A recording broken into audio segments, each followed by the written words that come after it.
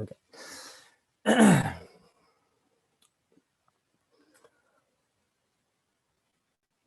Om Namo Bhagavate Vasudevaya. If you unmute for the call and response. Om Namo Bhagavate Vasudevaya. Om Namo Bhagavate Vasudevaya. Om Namo Bhagavate Vasudevaya. Om Namo Bhagavate Vasudevaya. I don't think I'll do a screen share this time, unless you think I should. But we're reading Srimad Bhagavatam, Canto 2, Chapter 9, Text 6. I can do a screen share, but it seems like last time maybe it just kind of gets in the way.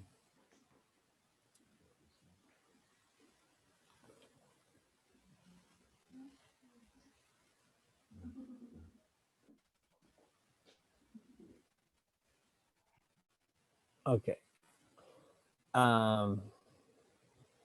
So first we'll do each word responsibly. Sa Chintayan Vi Aksharam Ekada Ambasi Umpashvanat Dvi Kaditam Vacho Vibhu Sparsesu Yat Sodasham Eka Vimsam Niskinchananam Nirpa Yat Danam Vidu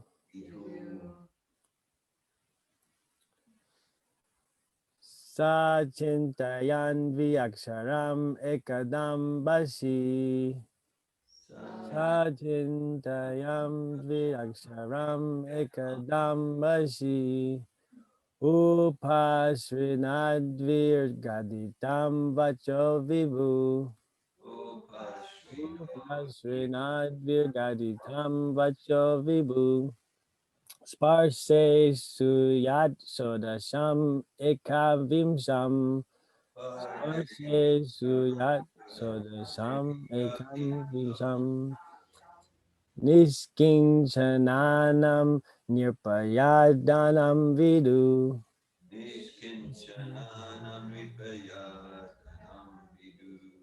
Sachintayan Vyaksharam Ekadam Basi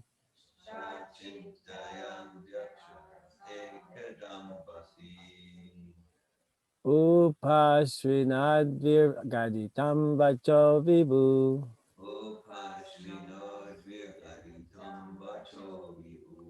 Sparse Suyat Sodasham Ekam Vimsam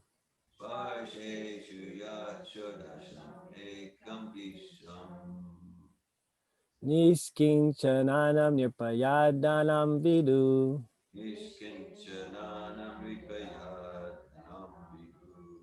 Sachintayan Vyaksharam Ekadam Basi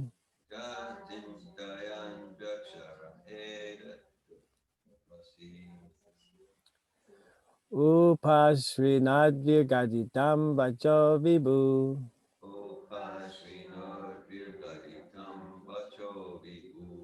Sparse Suyat Sodasham Ekam Ekavimsam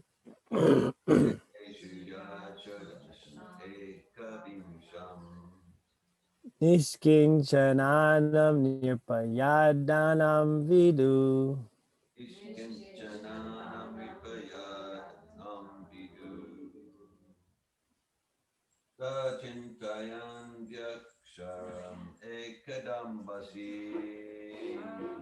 Shachintayam Dviaksharam Ekadambasi. Upasvinodvirgaditam vacho vibhu.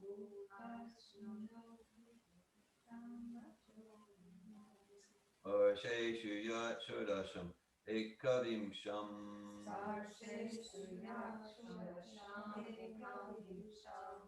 Nishkinchananam vipayadanam vidu.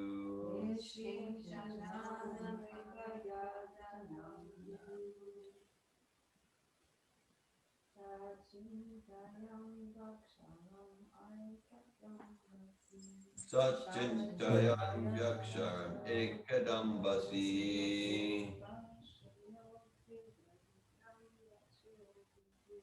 Upasvinodvirgaditam vacho vibhu.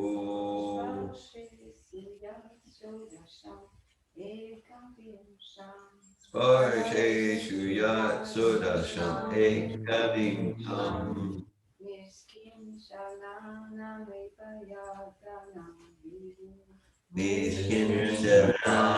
nipayadanam vidu. Sachintayam Viaksharamekadambasi. Sachintayam vyaksharam ekadambasi. Upashinodvirgaditam vacho vibhu. Upasvinodvirgaditam vacho vibhu. Sparshishu yatsu dasham ekavimsham. Sparsheshu yat sudasham ekavimsham. Nishkinchananam nripayadhanam vidhu. Nishkinchananam vipayadanam vidu. Sachintayan Viaksharam Ekadambasi. Sachintayam vyaksharam ekadambasi. Upashnadirgaditam vacho vibhu. Upasvinodvirgaditam vacho vibhu. Sparsheshu yatsudasham ekavimsham. Sparsheshu yat sudasham ekavimsham. Nishkinchananam vipayadanam vidu. Nishkinchananam vipayadanam vidu. Sachintayan Vaksharamekadambasi. Sachintayam vyaksharam ekadambasi.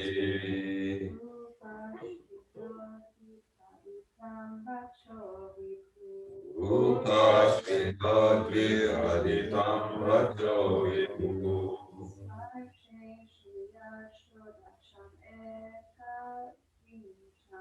Sparsheshu yat sudasham ekavimsham.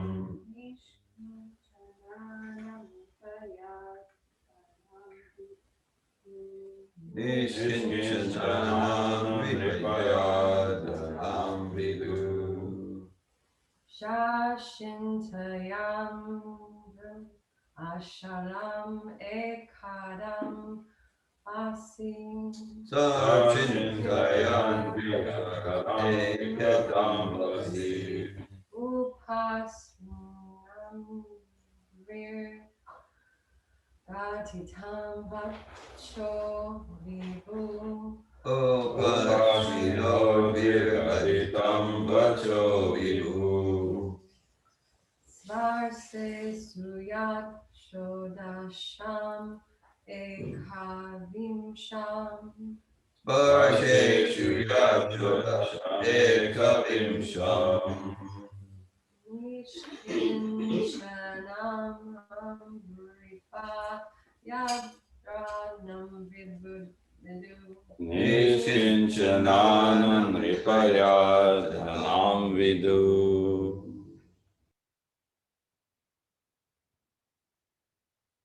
Anyone else? We'll do the word for word. Sa. He. Chintayan. While thus thinking. Dvi. Three. Two. Two. Aksharam. Aksharam. Syllables. Syllables. Ekada. Ekada. Once upon a time. Once upon a time. Ambasi. Abasi. In the water. In the water. Upasrinat. Upashrina. Heard it nearby. Heard it nearby. Dvi. Three. Twice. Twice. Gaditam. Gaditam. Uttered. Uttered. Vacha. Vacha. Words. Words. Vibhu. Vibhu. The great. The great. Sparseshu. Sparsheshu. In the Sparsha letters. In the Sparsha letters. Yat. Yat. Which. Which. Sodasham. Shodasham. The 16th. The 16th. Eka Vimsam. Ekavimsham. And the 21st. And the 21st. Niskinchananam. Niskinchananam. Of the renounced order of life. Of the renounced order of life. Nirpa. Nipa. O king. O king. Yat. Yat. What is? What is? Dhanam. Dhanam. Wealth. Wealth. Vidu. Vidu. As it is known. As it is known. I can mute you, I think. Oh no, I can't mute you. Okay. Translation.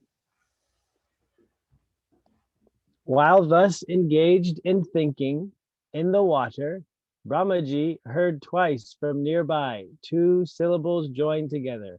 One of the syllables was taken from the 16th, and the other was from the 21st of the Sparsa alphabets, and both joined to become the wealth of the renounced order of life. I'll just comment here that this is why we need Srila Prabhupada, because this translation, even if I just had the translation, there's nothing I could do with that. I have no idea what it's talking about. I could give no comment or understanding of what this translation is talking about. So let's hear from Prabhupada. The purport by His Divine Grace A.C. Bhaktivedanta Swami Prabhupada. In Sanskrit language, the consonant alphabets are divided into 2 divisions, namely the Sparsha Varnas and the Talavya Varnas.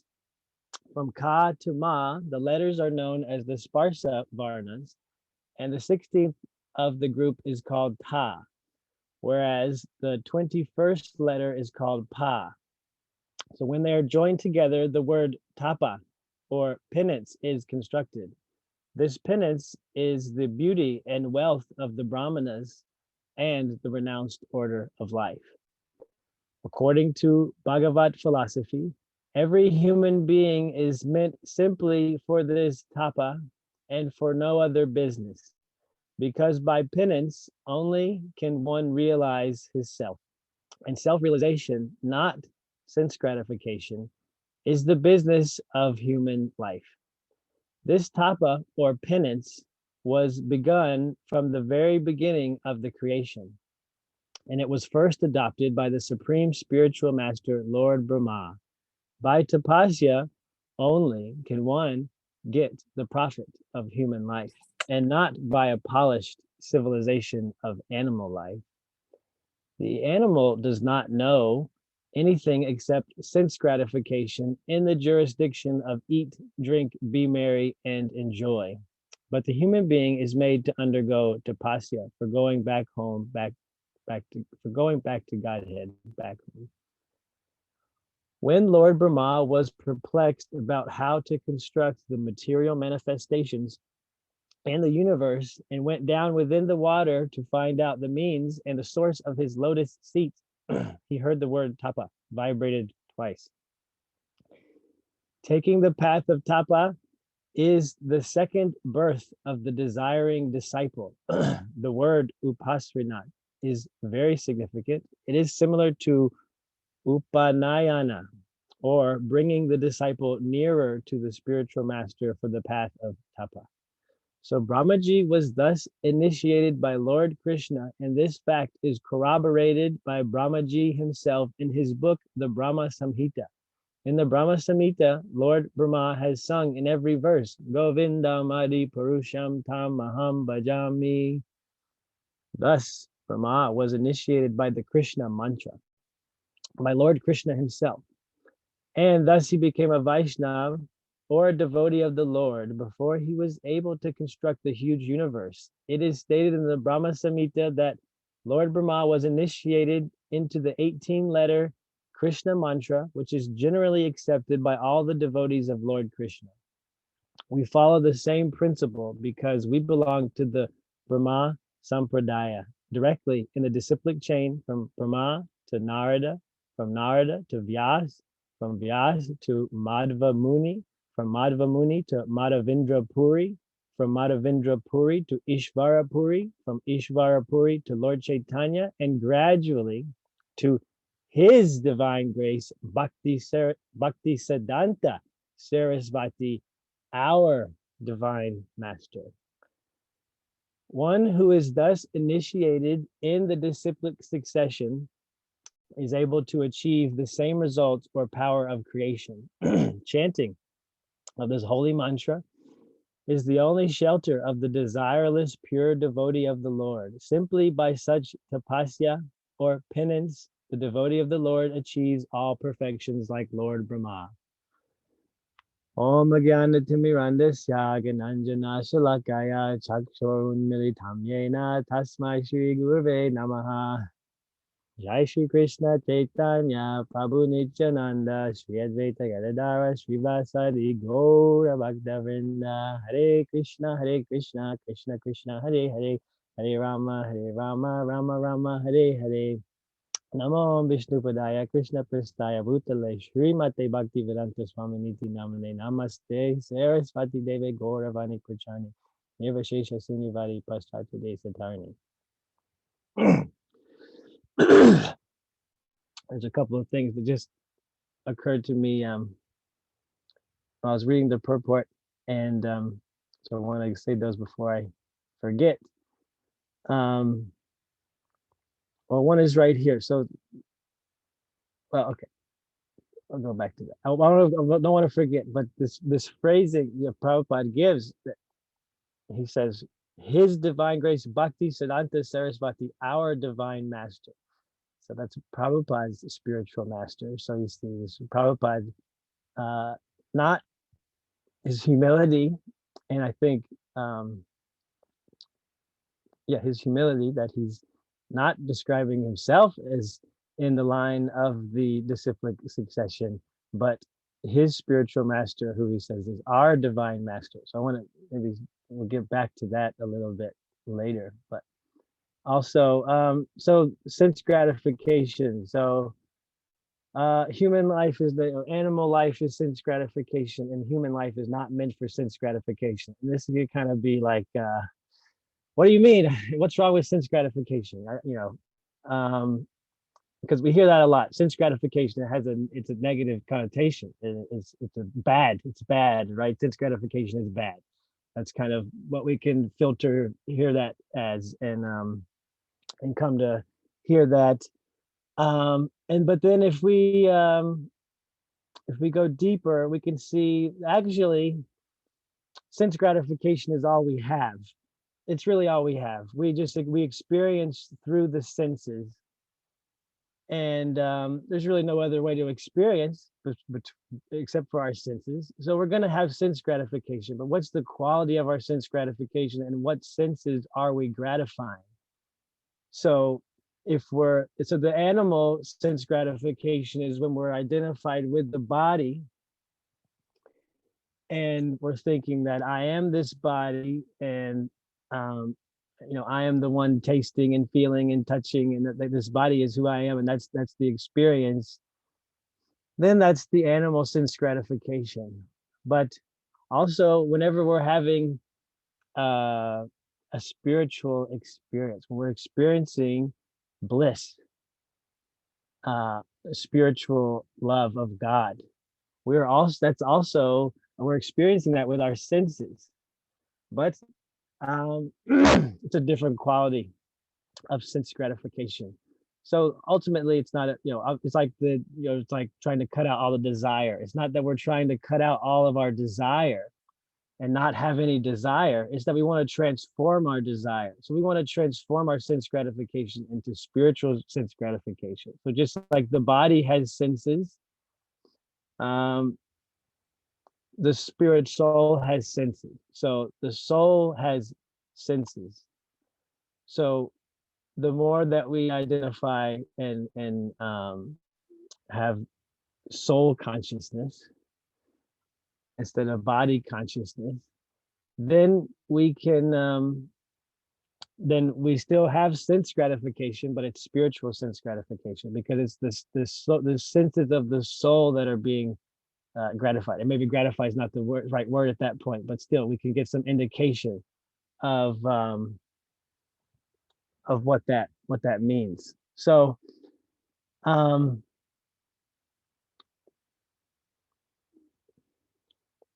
so Prabhupada's speaking about this. So tapa, austerity, so penance. And I think Gary Gajendra Prabhu was giving a class, or maybe he just a comment that he was, but in a class he was sharing about penance and that kind of going to the definition of that word, and we have different connotations of that word, and then it kind of gets into different religious systems of penance is like a punishment. So, but just to kind of deconstruct, or maybe look at it a different way or a different language, translate it perhaps. So this tapa or penance, we can look at it as austerity. That human life is meant for austerity, not for sense gratification, but we already touched that. So it's not just not any sense gratification, it's transforming our sense gratification. It's not meant for the animal sense gratification of just eating, sleeping, mating, defending, and satisfying our animal senses, our kind of lower nature. So it's not meant for that. We want to transform our sense gratification, and it is meant for austerity. That's another thing that's kind of a bummer. Just like austerity. Oh, life's meant for austerity. Okay. Oh, I thought that was gonna be something exciting. Austerity. Okay. So it's not very exciting. If we look at what is really austerity. So austerity is something that the animals don't have, or sometimes even young children that we kind of get. It's about being an adult, really. It's to delay, immediate sense gratification for a higher, ideally, ideally, it would be to delay an immediate lower sense gratification for a future higher sense gratification. But even still, we can understand is even to just delay immediate sense gratification for maybe a different kind of sense gratification later. At least we can accept that point, but ideally it would be you giving up a lower on the front end and you get a higher on the back end is the idea of austerity. So you're giving up something. It's a surrender. It's a sacrifice. So that's adult life. The animals aren't very good at that. Young children aren't very good at that, but they can learn. They learn to do that. And so still, but okay, austerity.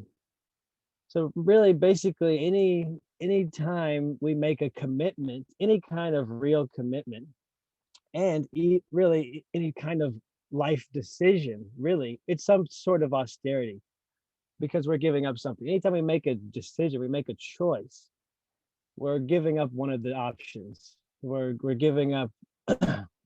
We're surrendering, we're sacrificing one of the options, and we're choosing another option, and that requires some austerity to do that.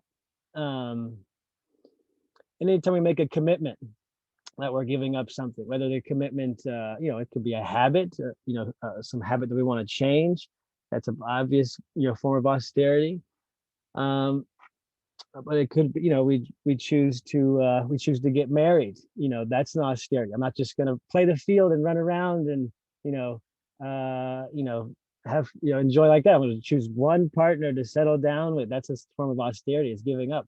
And if you choose to divorce, that's a kind of austerity. I'm going to give up this arrangement that I had, and I'm going to have to suffer. There's going to be some suffering, some consequences to that, and so anyway, if there's any major life decision or any commitment, and maybe we could look going on to any decision, but for sure, any major life decision, it requires some sort of sacrifice, some sort of austerity, some sort of tapa. So if we can, maybe translate that, so we can look at, okay, human life is about choices. It's about making choices and commitment.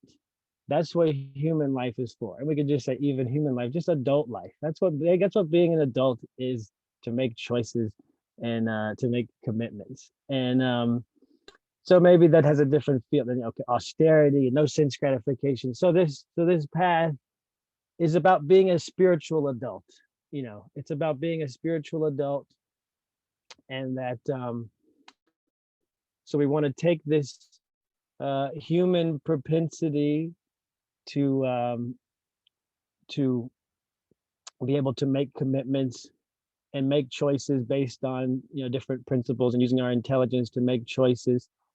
And we want to and our propensities for sense gratification, and we want to dovetail that into spiritual life. So the distinction between spirit and matter, so that we're using this human form of life, working towards a goal that's eternal, that's going to be long lasting.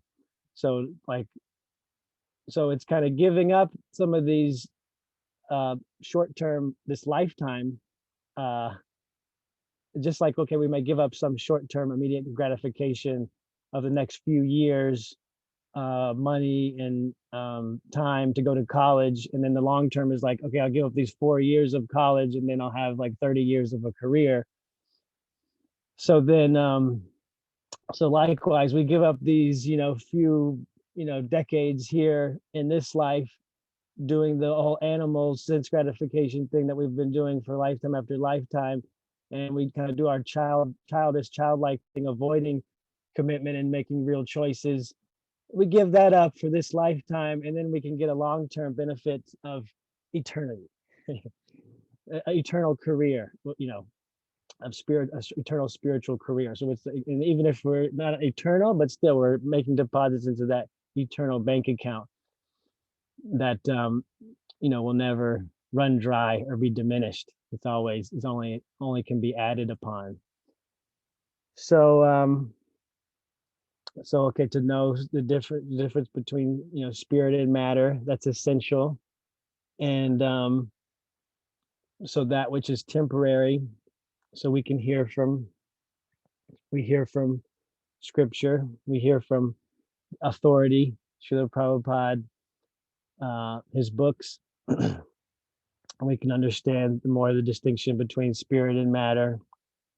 Anything that's connected with this body in this birth and is temporary and basically unconscious. It's not really a conscious choice. We made the choice. We're responsible for it. We're responsible for our just like, okay, so our communication habits. We could go like, okay, what's our communication habits? We can say, well, it's unconscious. I'm just doing what my parents did, and I'm just communicating the same way. And so it's unconscious. I'm not responsible for that. But actually we are responsible, because we're responsible for the circumstances of our birth, and we're responsible for who our parents are, and that in terms of eternal life and karma and eternal spiritual responsibility. Yes, we did choose to learn that kind of conditioning. We did choose this kind of conditioning, but at least in this container, when we look close up, it seems unconscious that we just kind of, well, we just do what we do because that's what my parents did. So same way with this body. and maybe our religion, our upbringing like that. Oh, I'm a Christian, I'm a Jew, I'm an atheist. I'm an atheist because my parents were atheists, or I'm an atheist because that's what I learned in school. And many times it's not very conscious. And at the same time, we can say how we are responsible for it, but still, it's not a conscious choice. So that's kind of like the child. That's the child stage of the child or the animal stage of life. Is we just kind of do what our instincts and our pre-settings, tell us to do, um, and um, and there's not much choice there. So real human life is meant for spiritual life, realizing ourselves as spirit souls, having a human experience. So that means choices and commitment, and ideally, and we want to move those choices and commitments and sense gratification, transform it into the spiritual realm that's eternal, not this short term. We want to give up this immediate, uh, immediate for the long term, immediate of this lifetime for the long term of eternal life.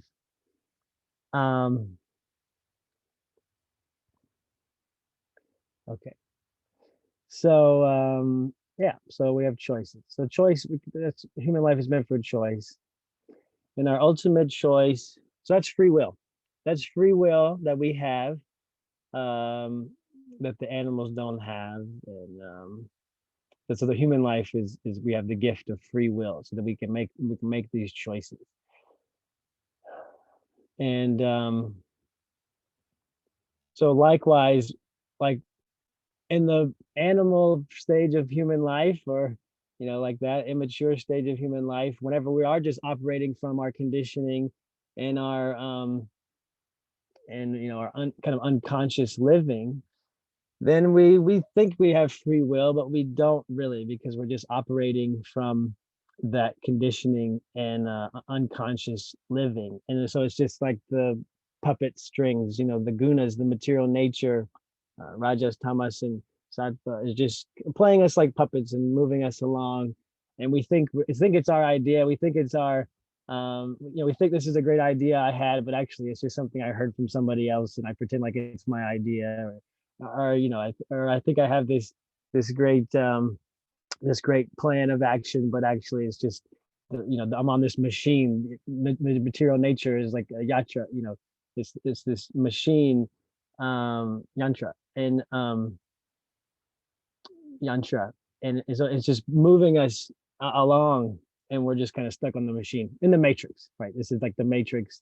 It kind of comes from that kind of perspective. Like we're just kind of stuck. We're just stuck in this thing, and then how do we break out? How do we break out of the yantra? With a mantra, with Hare Krishna Maha Mantra.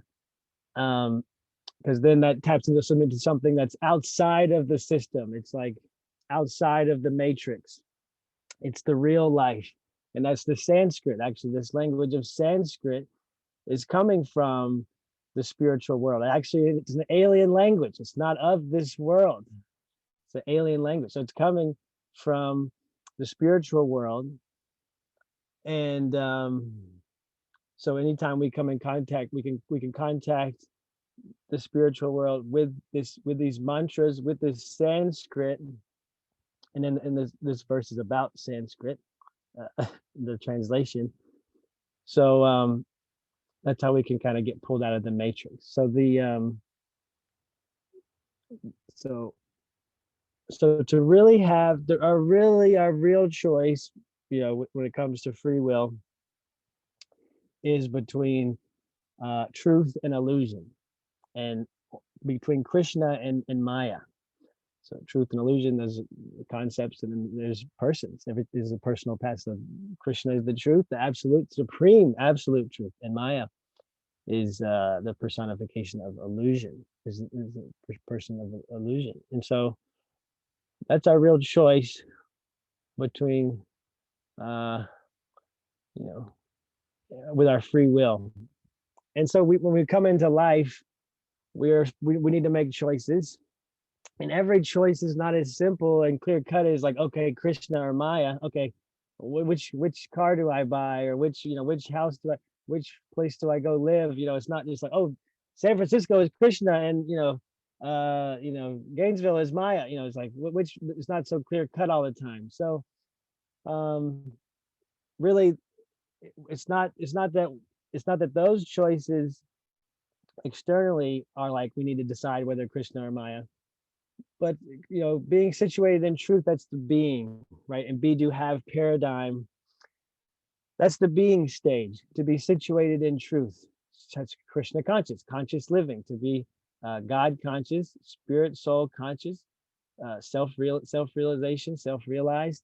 That's to be in truth. So it's the extent that we're situated in truth, and that's kind of an internal choice to be surrendered to Krishna, to kind of put ourselves under Krishna's shelter. And if we're situated from that place, then any choice we make will be fine.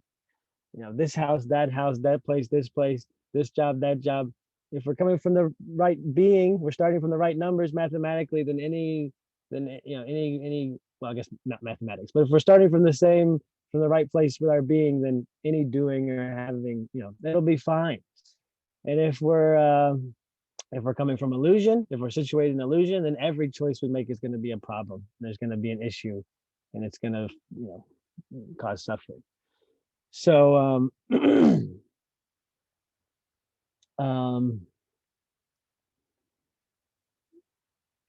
we do have, to, we're situated in truth, taking shelter of Krishna. And Prabhupada says in this, that in the purport, says that the chanting of this holy mantra is the only shelter of the desireless, pure devotee of the Lord. Simply by tapasya repentance, the devotee of the Lord achieves all perfections like Lord Brahma. So chanting this holy mantra, Hare Krishna, Krishna Krishna, Hare Hare, Hare Rama, Rama Rama, Hare Hare. This is Sanskrit. It's completely spiritual. It's pure, and we immediately come into contact with Krishna, and we're under his supervision and shelter, and then we're situated in the right place in our being, and then from there, any choice we make will be fine. And we want to make, and then in commitment from that place, that moves, any commitment we make from that place, that's going to move us forward into our and it's a form of tapa that's going to move us forward into our eternal spiritual life, not just this lifetime. And then the sense gratification that comes from that will be of spiritual sense gratification. So just mentioned Sanskrit a couple of times. So this Sanskrit, I was thinking about it when we're doing the chanting the Sanskrit of the verse. And we don't know what it means, and we have the translation there, of course, but I don't know how to pronounce the words or whatever. I don't know how to pronounce the Sanskrit words, but it's like Krishna is like the Father, and it's like, so this is the tongue of the Father. This is the language of our Father, and we're like children, and we're learning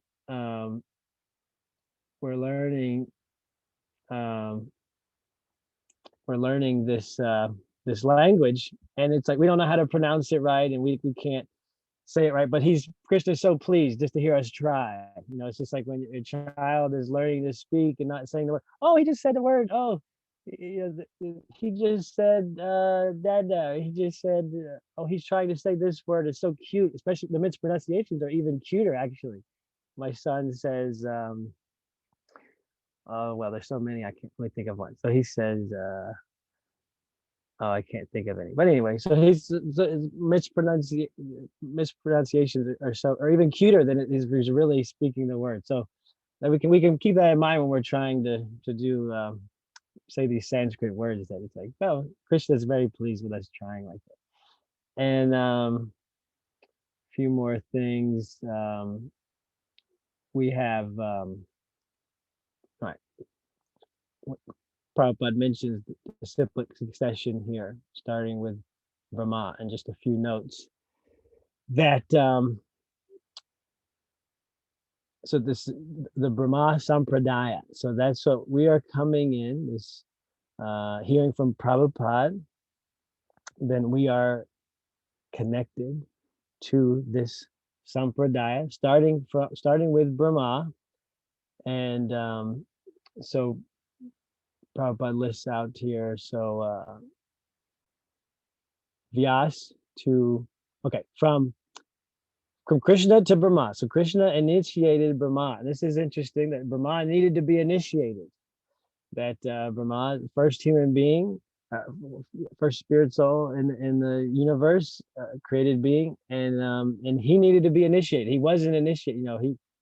He said he needed to be initiated and to be a devotee of the Lord first before he could construct the huge universe. So even Brahma needed to be initiated into the path of tapa, into this path of austerity. So what to speak of us? Of course, so this initiation, so Lord Brahma didn't have an initiation ceremony necessarily like we've seen or like I was a part of.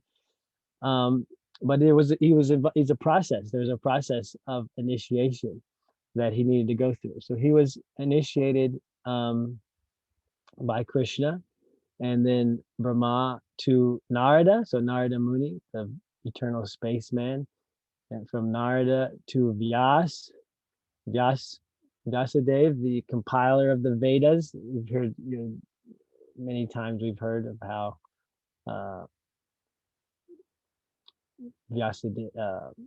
Narada is instructing Vyasadeva when Vyasadeva compiles the Vedas, and Vyasadeva is not satisfied with what he's done, and Narada instructs him, because you need to give the essence, you need to give Bhagavatam. That's the result of this. And he's not, but he's gonna give all. But I'm just going to go through the names that he gives. He doesn't give all the members of the Sampradaya, but from Vyasa to Madhva Muni. So Madhva Muni is Madhvacharya, and that's the name of the Sampradaya. Sometimes it's called Brahma Madhva Gaudiya Sampradaya. That's our Sampradaya, Brahma Madhva Gaudiya Sampradaya. So Madhva is that Madhva in Brahma Madhva Gaudiya Sampradaya. Gaudiya is the region of India, Bengal, of many of these members of the Sampradaya, of their region, certain flavor, taste of Krishna consciousness that they give. And from Madhva Muni to Madhavendra Puri. So we we just had Lord Nityananda's appearance day yesterday, and so Madhavendra Puri is was Sri Advaita's guru, and actually Nityananda was, I looked this up. I kind of heard it, but I had to look it up to confirm. So Nityananda is Madhavendra Puri was actually a godbrother of Lord Nityananda, but because Madhavendra Puri was Nityananda's elder, Lord Nityananda treated him like a guru, and Madhavendra Puri's disciple, so it's Madhavendra Puri to Ishvara Puri to Lord Chaitanya. So Ishvara Puri was actually Lord Chaitanya's guru. Lord Chaitanya. Today is the full moon. The next full moon will be Lord Chaitanya's full moon. Jai.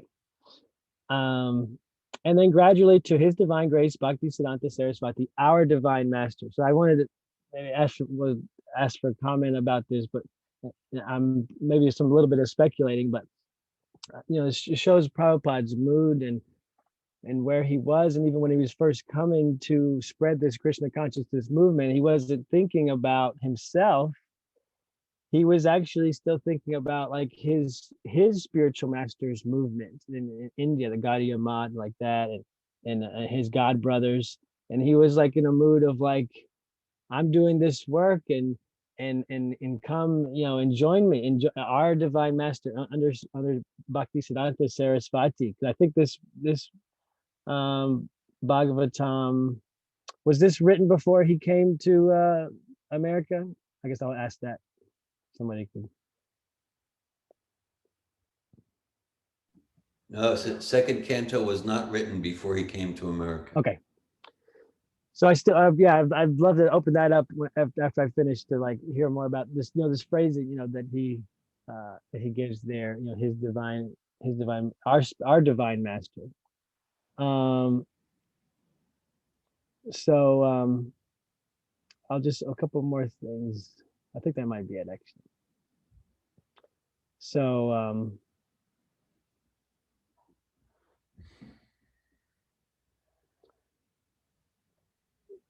I'll stop there.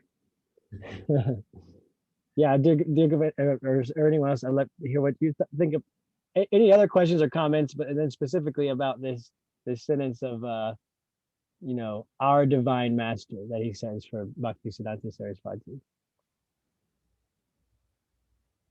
Hi Krishna, dear Parampara, thank you for your class. I have a few things I want to say.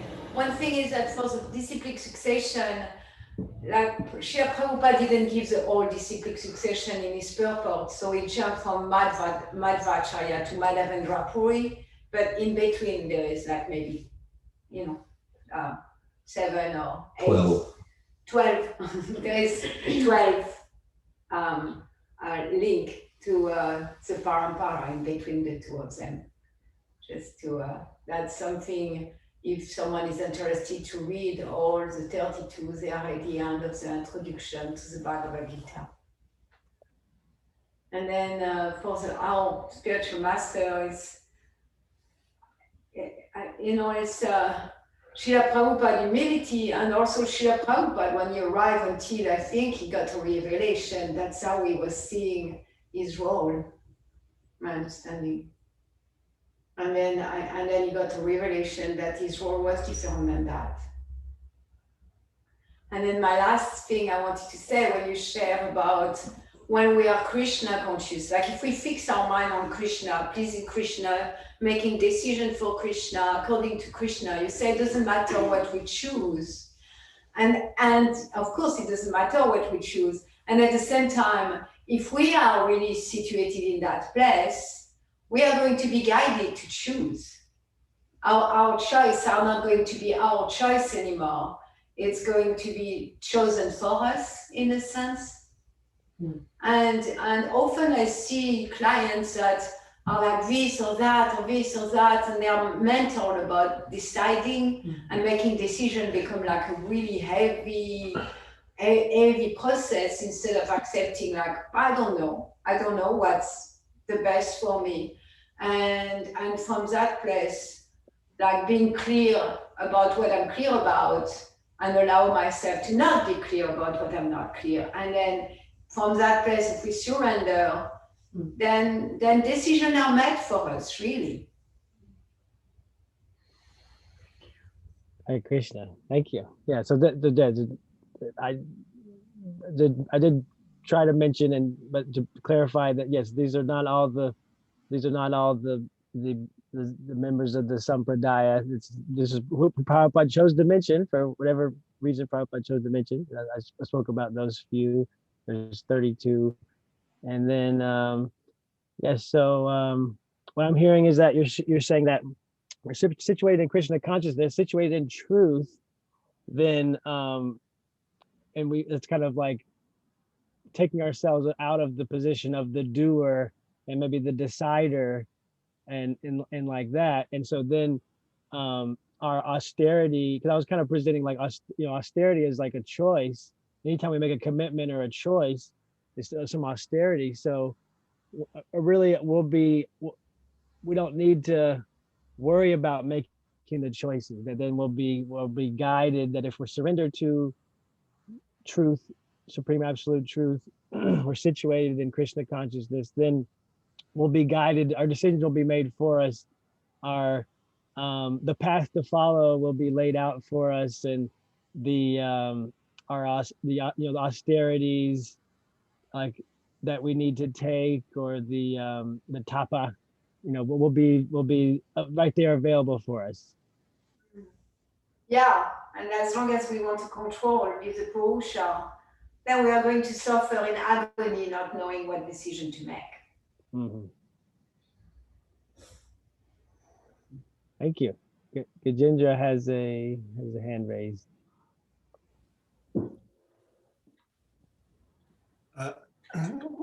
Thank you, Parampara. I appreciate things that just got emphasized. I'd taken a few notes during the class and they kind of got covered, but I'd still like to, if you don't mind, just sort of address them with my own words.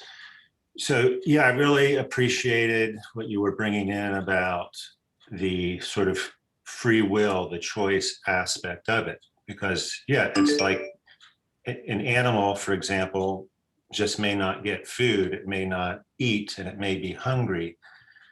But that's not the same as someone making a choice. So that's your emphasis on choice or the voluntary nature is something that is really important, right? Because when it comes to love of Godhead, which we're trying to do, you know, free will and choice is a big part of that. And I also wanted to tie it in a little more with the idea of karma, than whether it's the Vedic literatures, you know, people trying to, you know, karma mimamsa, karma bodies, or just the modern materialist who wants to work hard. In other words, it's karma based, it's based on work. And so, yeah, with bhakti, we have a clear idea that we're trying to please another, the Lord, in relationship with devotional service. And so it's a really very different direction, because the karmis, so to speak, are thinking of themselves. Yeah, like I really like early on you talked about the material senses and versus the spiritual senses, the soul senses. So yeah, the karmi materialist is thinking of their personal sense gratification. And so they want to do this work, create this karma. And even people say, you got to work really hard, you know, make some money, get ahead in life. So this is a chosen austerity, but it's not being done for the service of the Lord, engaging one's spiritual senses and the senses of the Lord to please the Lord, but it's being done for oneself. So so the first system, yeah, is really burdensome because it's really about your hard work. Like, I got to work hard, I got to work hard. And it's there's an austerity and there's a sacrifice and there's a result. But really the only true good thing or best thing that could be taken from it would just be the principle of austerity. But that there's something good, because austerity is really important. So it teaches that, but it really falls short if it doesn't get moved to the place like you and Malini Devi just spoke about, and that's moving it to Krishna. So I wrote that note. I wrote a note. Choice, karma mimamsa, you do for you. No need for God, just work hard, versus you desire to do for Krishna, to please, fulfill Krishna's desire, and you depend on the mercy and empowerment of Sri Guru and Krishna to utilize you and to act through you.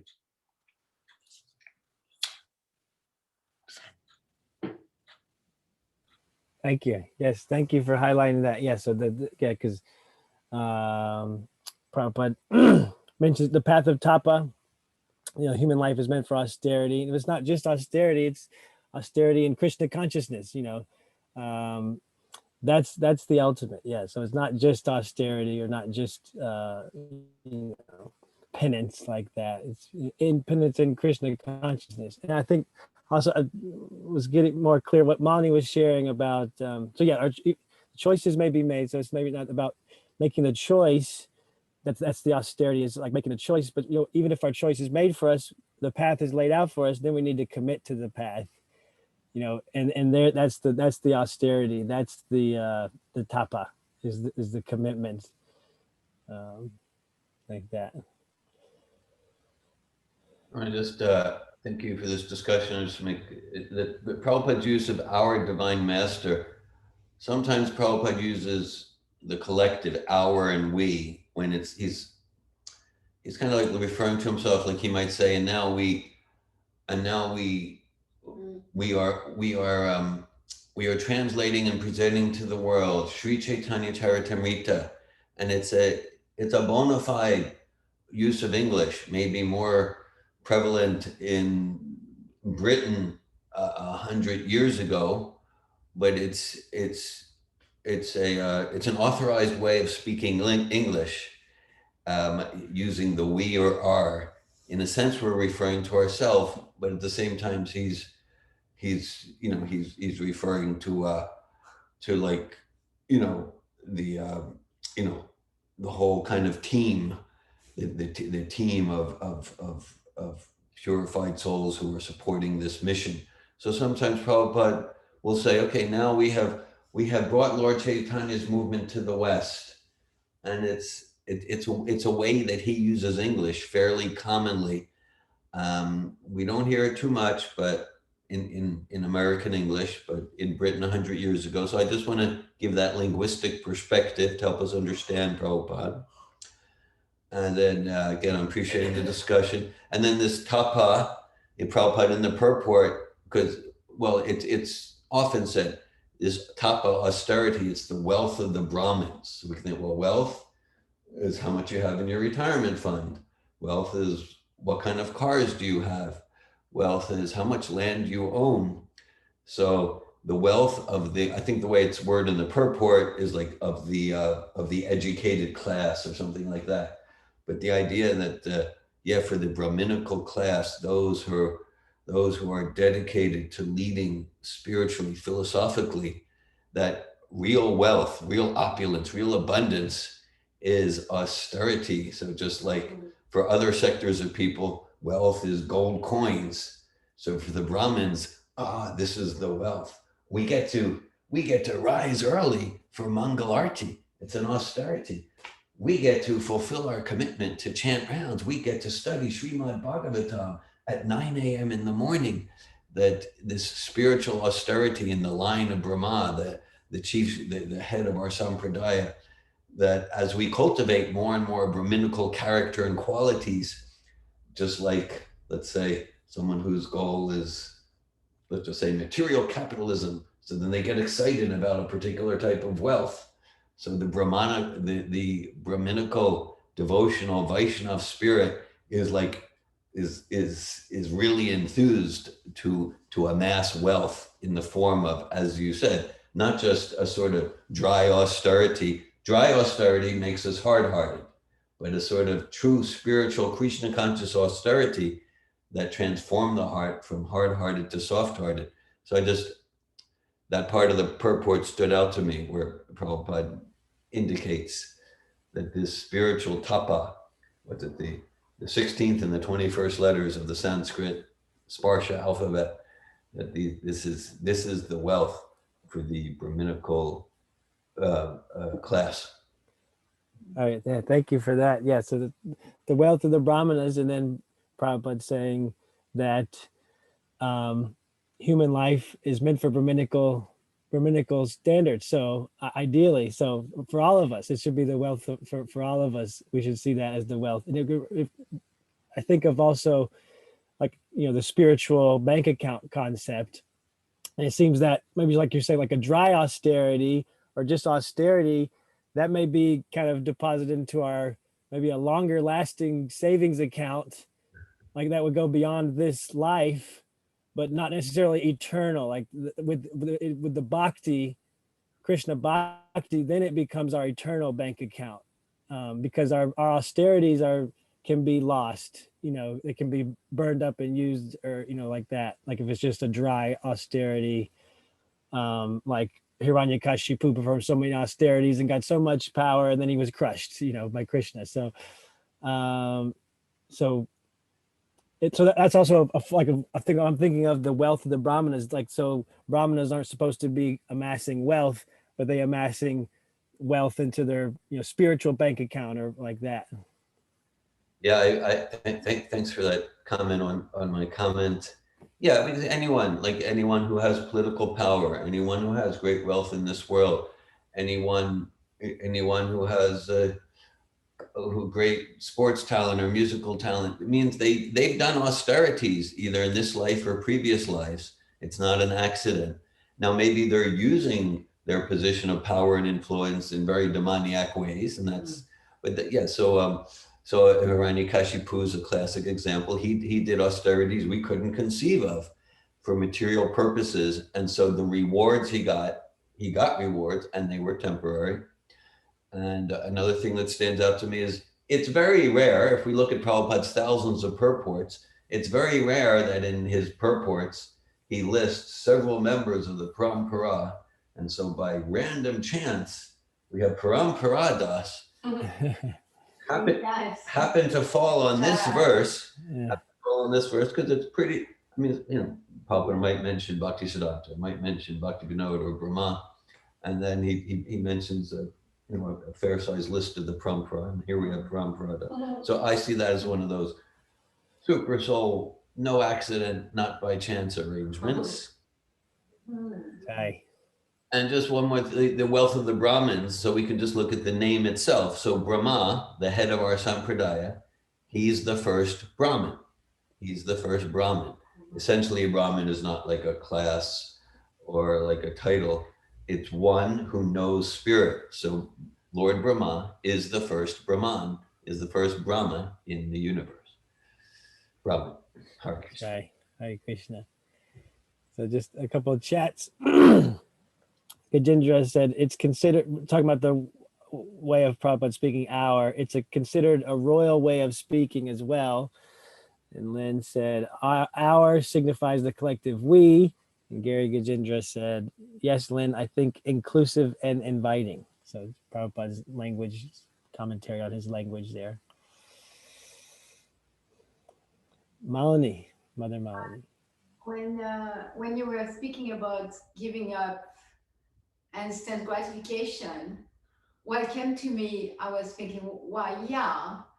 And in my experience, those instant gratification, they are not much of gratification. And I was thinking, yeah, how come it's so difficult? Because it's like stool. They are, they are not very gratifying. And even if they are gratifying, it's so temporary.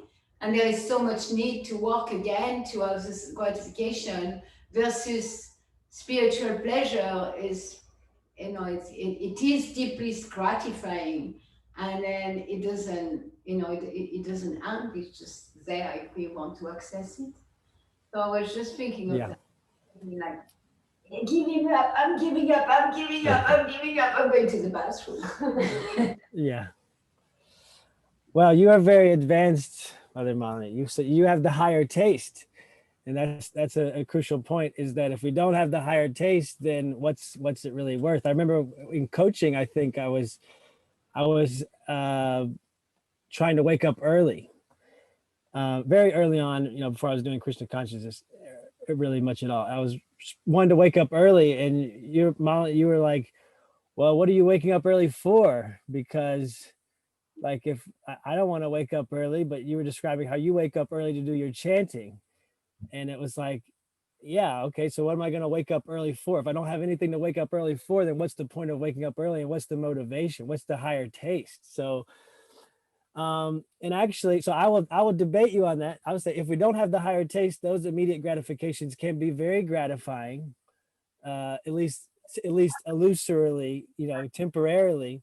But once we get the higher taste, and that's why Krishna Bhakti is so important, because just the dry austerity, just to to sit and meditate first. Okay, so what's that's an austerity, but what what are we getting? Where's the higher taste? So once we have the higher taste, then those immediate gratifications, we do realize them as wet stool, but we need to, or dry stool, whichever one, but we need to get the taste first, the higher taste. Easy to give up, and we don't even look back. But yes, yes, there's IOTS principle, of course, and also there's a principle of honesty, because spiritual life doesn't start with the higher test. Spiritual life starts with I'm miserable. And if we are honest, like, okay, Saturday night there's a party and there is like, I'm going to see all my friends and I will enjoy so much. And when Saturday night does come, the real experience of Saturday night is not that gratifying. The idea of Saturday night may be gratifying. The real experience of Saturday night, if we are really honest, is not gratifying. Or like, well, I'm going to have pizza. Maybe the idea of the pizza is gratifying.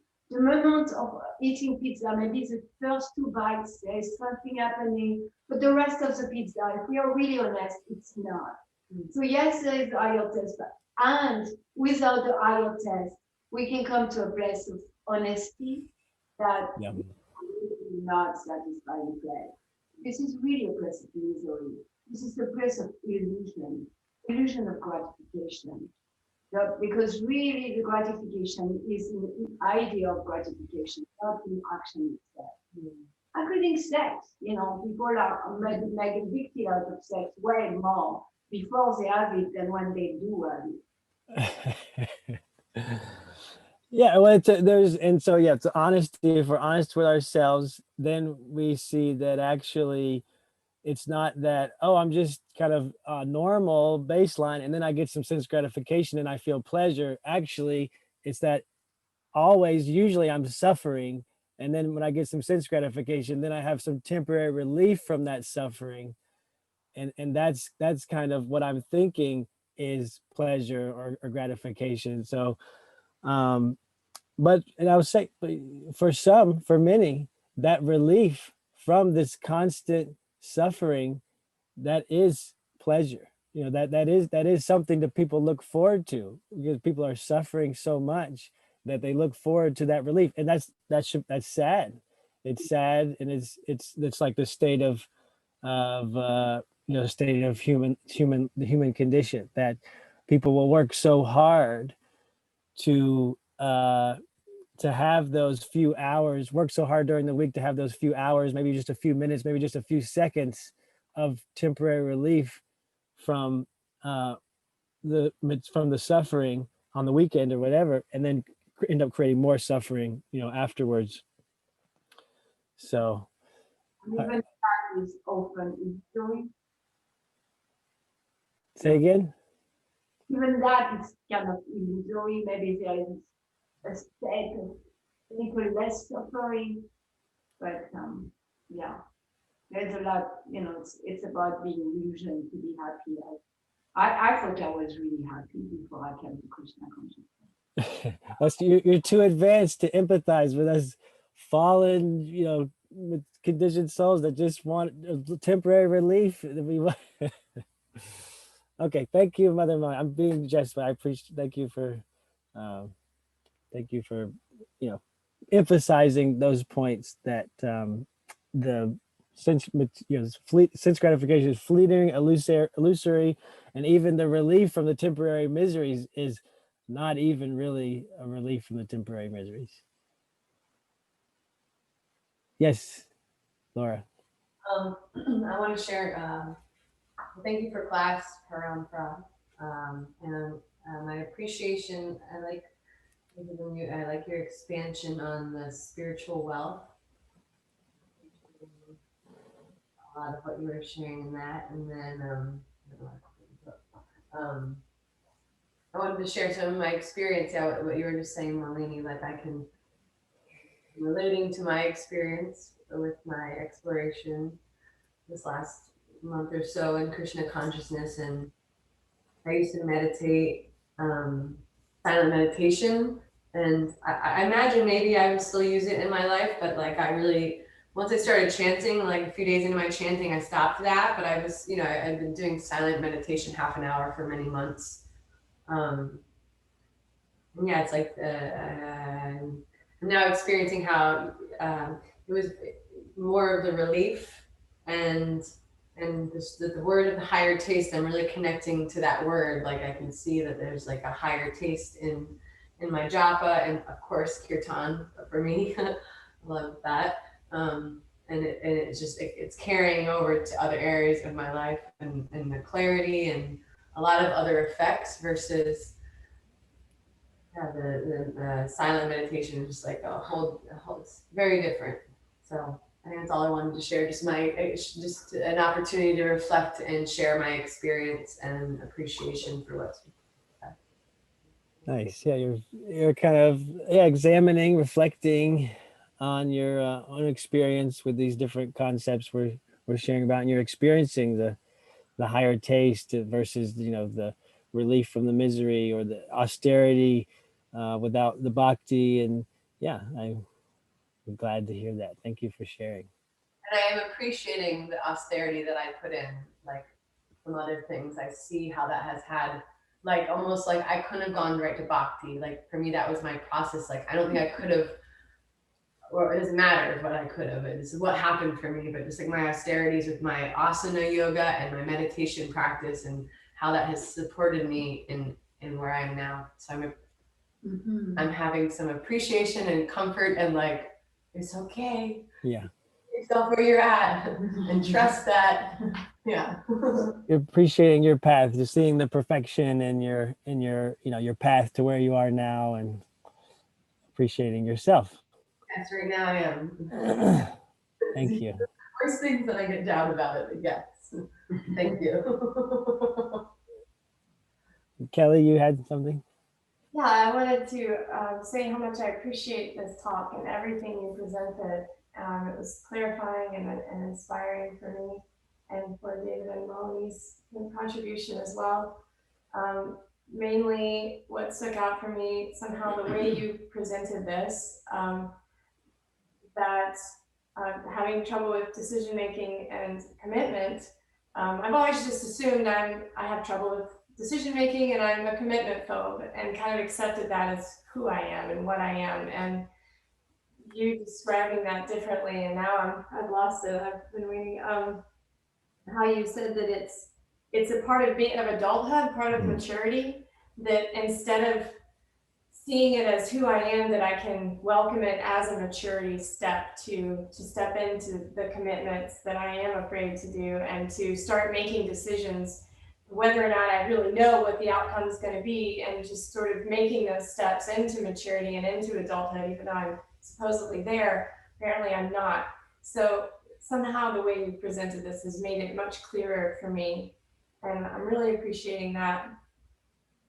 And the sense gratification, I find so much pleasure in this world, mainly in nature, and wanting to, I'm getting emotional. I'm wanting to make it a higher taste. I don't know. I really love the earth and what's here, and connection with people, and I think I'm afraid to lose that by going just to God. But I see that there is deeper and bigger to go there, and somehow to marry the two is what I'm inspired to do, is to not be so afraid to let go, to not be afraid of decisions, to not be afraid of commitment, but to welcome it, and trust God and Krishna in the process. So thank you for this presentation. I really appreciate it. You're welcome, and thank you for your sharing that. So something that you've kind of just believed about yourself in terms of commitment and decision making, and something, in this experience, you're seeing yourself in a new light, and seeing like a new opportunity to like face those challenges of making decisions, making commitment, and like indirect with sense gratification and the material world. Yeah, you do experience so much pleasure, in the world, and it's scary to give that up, to think about having to give that up, and whatever, you're open that there's like a higher taste that will be more satisfying, but still it's scary to let go of that, and you don't want to. And so how to create that you don't yeah, how to create that commitment. And it's whatever you said, if I have to give all that up and just love God and just God, like, it's kind of like God's kind of smaller than those other things, if I have to give up all that and just do God, and that's and I think that's common. Could we have like a compartmentalized, way of looking at, like, well, here's spiritual life over here, here's God over my relationship with God over here, and then here's something else. And but then when if we're really according to Prabhupada, I'm not realized, according to Prabhupada, whenever we're really putting God first, putting God in the center, then everything finds its rightful place. And love of God includes love of everything, includes nature, it's God's nature, Prakriti, one of God's energies, and one of Prakriti's a person, it's a woman. Mother Earth is as a goddess, Bhumi. And so there's love there. If we're loving God, then naturally we're loving, the earth. But and that's kind of like we try to enjoy separately, and that's kind of where the suffering comes. If we try to enjoy like God's energies separate from God, we want to compartmentalize and take God out, and that's the root cause of why we're here and why we're suffering, is that we're trying to enjoy God's energies, and ultimately these people. It's like these persons, we're trying to enjoy God's partner, without God being there.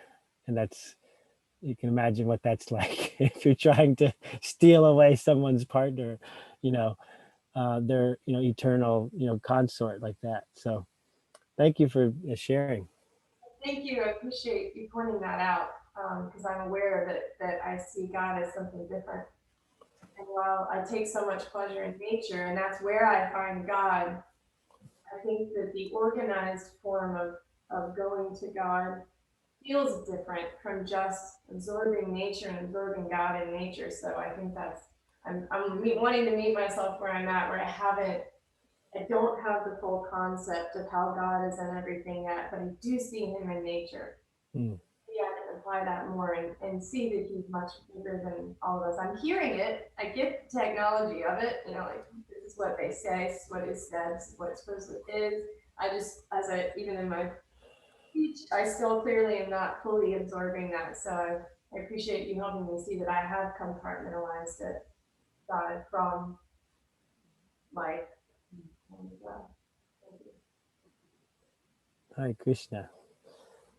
Thank you all. I appreciate you giving me the space to share this class, and I'm very appreciative.